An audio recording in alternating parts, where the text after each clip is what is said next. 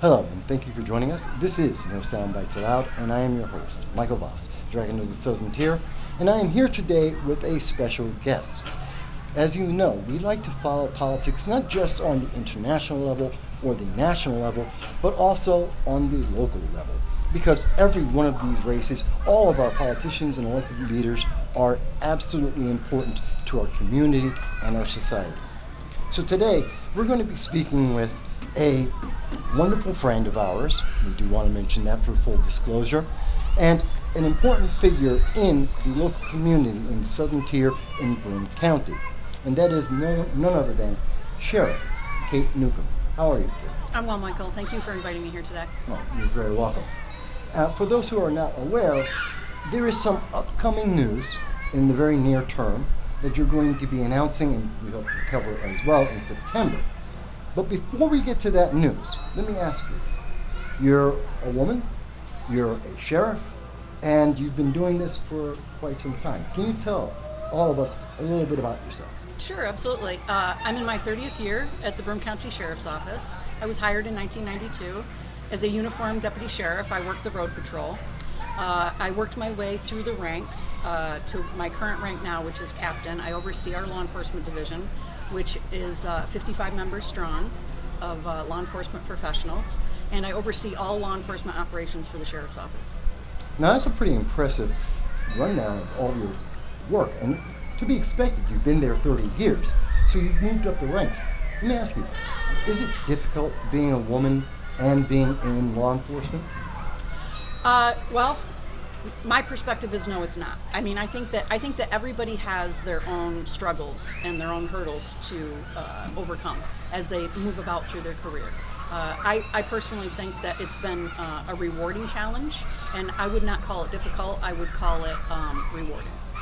Well, a lot of people wonder, because that's always a question people ask. Absolutely.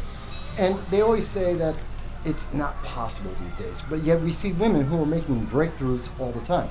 In fact, I believe it's Jefferson County has a woman who is sheriff.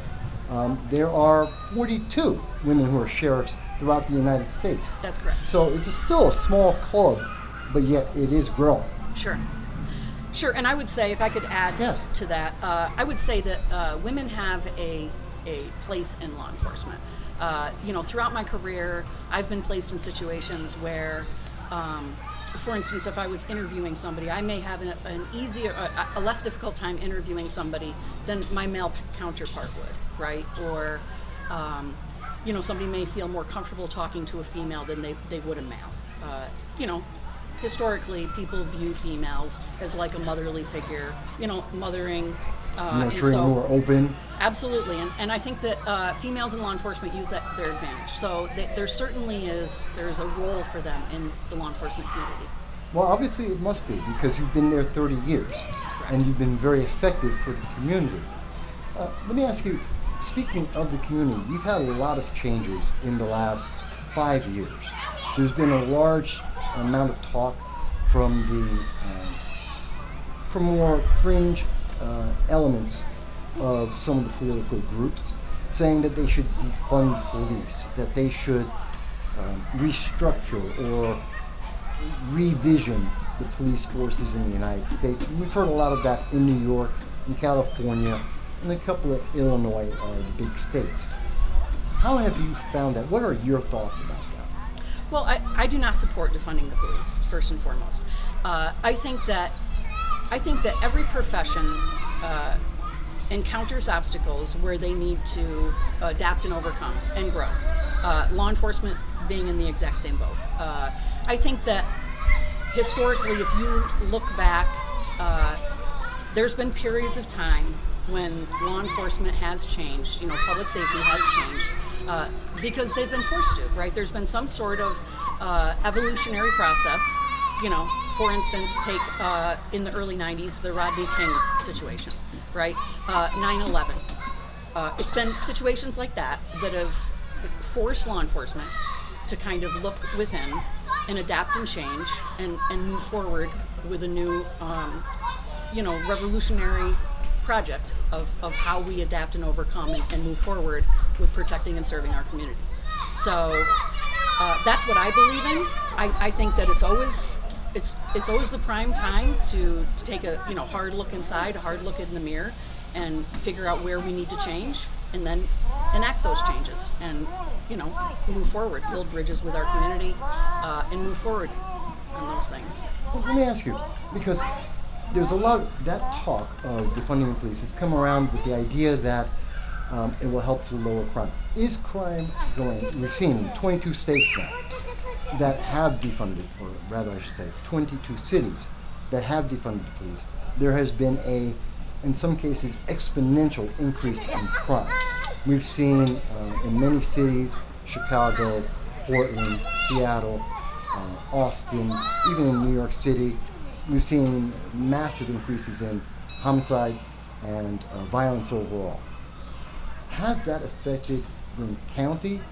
And do you foresee, what's the road forward that you think? Sure, of course. I think that it has definitely, we've obviously seen a huge change in our large urban areas, our large cities across the country. Certainly we're seeing that here, coupled with the bail reform and the criminal justice reform that was enacted in the New York State legislature over the last several years. With where it's more become a revolving door for criminals going back out onto the streets very, very quickly. That's been a difficult thing to overcome and to kind of adjust to. So it's an ongoing situation with law enforcement that they are learning to adapt and grow with that. So that they can serve the community. Because listen, that's the basis here, is to get back to our roots, get back to working with our community partners, and doing what we're meant to do, which is serve and protect. I think that's one of the most important things. I mean, that's why we have law enforcement, to serve and protect, exactly, to make sure people are safe no matter what. And I'm happy to be able to have this conversation because very often a lot of our elected officials, a lot of members of law enforcement either are restricted or unwilling to be able to say anything about this. And some, running for various races, try to obscure it with popularity rather than effectiveness. Looking at Broome County, looking at the near term, one of the big questions a lot of people have is it safe for our families? We've had events like, as people can see in the background, our park had been burned down after a BLM event with unknown assailants. There are questions that we see across the country. But in your opinion, based on your experience, not only in 30 years, but right now, looking forward, is Broome County still safe? Yes, I believe that Broome County is safe. Not only the Broome County Sheriff's Office, but we work with our partners in the New York State Police, as well as the municipalities and their local police departments. We work hard every single day to exchange information with them, to ensure that we work in conjunction with them to ensure public safety across the board, across Broome County. So while it may seem like things are changing, and absolutely I think that they are, I think that we're going through somewhat of an evolutionary process right now. I think that law enforcement is taking a hard look at that, willing to kind of slow down a little bit, take a deep look inside, and see how we can, how can we get back to, like I mentioned earlier, get back to our roots, get back to our basic serve and protect mentality, and move forward from there. Now, I've been asking a lot of questions about the Binghamton State Police, the environment that law enforcement finds itself in today, and your experience. And these are important questions, not just for the public to know, but specifically because there's news that's coming up. As we had mentioned at the beginning of this, there's an announcement that's going to be coming out on September, I believe September 18th. That's correct. And it's going to be an official declaration. But ahead of that time, we want the public to know a little bit more about it. Can you tell us what's going to happen on September 18th? Yes, on September 18th, it's a Saturday morning at 11 a.m., and I invite anyone who would like to come and celebrate with us in person. I'm going to make a formal announcement. I'm announcing my candidacy for the office of Broome County Sheriff. Congratulations. Thank you so and much. we're I'm looking excited. forward to seeing that race. We are Yes. looking forward to this. Thank you. Now, a lot of people will say, well, are you running on the Republican, Democratic sides? Does it matter?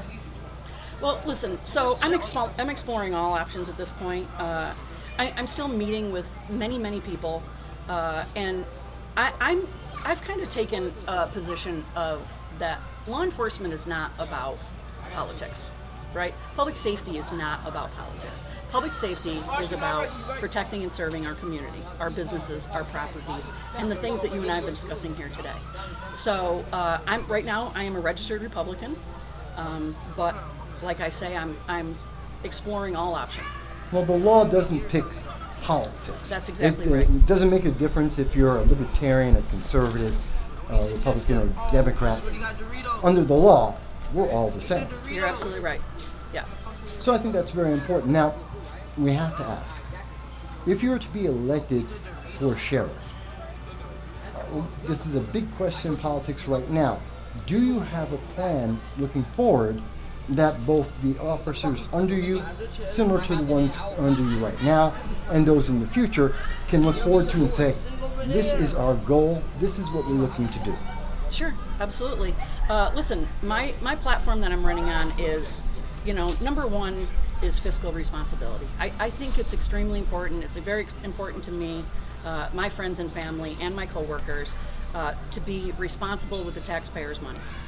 So my plan moving forward is to run the office in such a manner, whether all three divisions within law enforcement or within the sheriff's office, the correctional facility, the civil division, as well as the law enforcement division, ensure that everybody there follows a strict and adheres to a strict structure of fiscal responsibility, first and foremost. Secondly would be accountability and transparency in the correctional facility.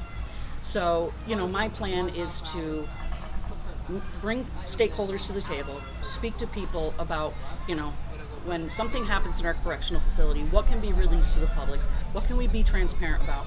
We want to build trust and transparency in the correctional facility. And then number three is building bridges with our law enforcement division, right? Is making sure that they're out in the public, in the county parks, going to different events, handling our calls for service, and ensuring that we provide the best service that we possibly can to our people, to our community, to our businesses, our property owners, our business owners, and ensuring that we're protecting and serving them. Well, kind of like the leadership by example. This is 30 years of experience. That's what you've been doing. Yes, sir. So I look forward to seeing that continue. Now, today is August 26th. And there has been breaking news all day. In Afghanistan, there has been a problem. Obviously, we've seen a lot of difficulty in Afghanistan, Americans that may or may not be able to get out. And most importantly, at this time, we have learned that there have been 3 explosions, suicide attacks, that there are several Marines that have died, dozens of Afghani individuals that are either dead or injured, and we're learning more. Intelligence agencies right now are telling us that there is a chance that there are individuals, members of ISIS, Al-Qaeda, and the Taliban, who are released from prisons in Afghanistan, 5,000 to 7,000 at least, that may try and either infiltrate through the refugee programs or to try and come through our southern border, which has allowed 1.1 million people to enter our nation that we know of in the last 6 months. Obviously, it is important for the public to know. Do you have a plan for that? Is that something that we can prepare for to ensure that the public is safe? Yeah, well, first of all, I want to say that, my deepest condolences go out to our members in the armed services, the Marines who were killed today, and their families. Of course, nobody wants to hear about those tragedies. Listen, the general public probably doesn't realize this, but ever since 9/11, we have organized task force, if you will, for counterterrorism. And we work with our partners on the state level as well as the federal level We share information. We do different trainings, things of that nature. So that framework and that structure is already in place. And it will continue to be in place because of the current culture and the climate that we live in, right? As you're saying. So I can say with 100% certainty that moving forward, we're as safe as we possibly can be right now here in Broome County with respect to that particular issue, because we have that current structure and framework in place. Okay, and that's important. I mean, It's very important. The world is always changing. Absolutely. There are always threats to us all. Being able to know that you sleep at night because someone is prepared and watching, I think that's a comfort everyone looks forward to. Absolutely. Whether you're a regular officer or if you happen to be in leadership, that is even more true. Let me ask you, we've gone through a lot of your history, the future, the potential for the future. Let me ask you, if you were to become the second sheriff in New York State at the county level, if you became the 43rd woman in the United States to become a county sheriff, is there something you want the public to know at this point about what you're going to be doing or what they can expect? Yeah, I can tell you that I'm going to be 100% committed to Broome County and its residents. I'm going to bring with me the courage and the compassion, the trust and transparency for our community to ensure that they're going to be safe every single day, as safe as I can possibly make it. So that's what I bring. I bring, we had to reschedule this interview today. Yes. Because we have a large investigation going on at the sheriff's office today, and I'm committed to that. And so I respectfully asked you if we could reschedule for several hours later, because that comes first to me, right? I'm dedicated to my job. I think that my tenure in the sheriff's office shows that, reflects that. And that's what I'm going to continue to do. I'm going to continue to work hard every single day, get up and go to work every single day to protect and serve this community. And I think that's about the only thing we can ask for. Now, I know at the moment you don't have a website up, but do you expect to have one by September 18th? I do. My goal is that on the day that I announce on the 18th, that my website will be up and running. Is there any way for the public to reach out to you for support or to learn more between now and then? Yes, I do have an email set up. It's newcombforsheriff@gmail.com. So anything, whether they want additional information on me, have any questions to ask, or any questions about the campaign, I would be happy to answer whatever questions they have. And that is NEWCOMB for sheriff. That's the word for FOR. Yes, sir. For sheriff. At Gmail. At gmail.com. Just want to make sure people get that. Thank you for spelling that out. That was smart. It helps sometimes. And it'll be on the screen for people in case while they're watching the video, they'll see it there too. I know we're going to have more questions. We'll want to follow up with you. We're looking forward to being there on the 18th, but in the future, we're looking forward to having the opportunity. Is that all right? Of course, Michael. I will always make myself available to you. We thank you for that. And for everyone, we want to thank you for taking the time to watch this with us to learn more about our local politics and also what it means for the larger community. We hope that you're going to follow this race as well as all the information that we are providing, especially with updates on what's going on in Afghanistan at this time. I'm Michael Voss, Dragon of Southern Tier. This is No Soundbites Allowed, and we thank you for the time you've given us today.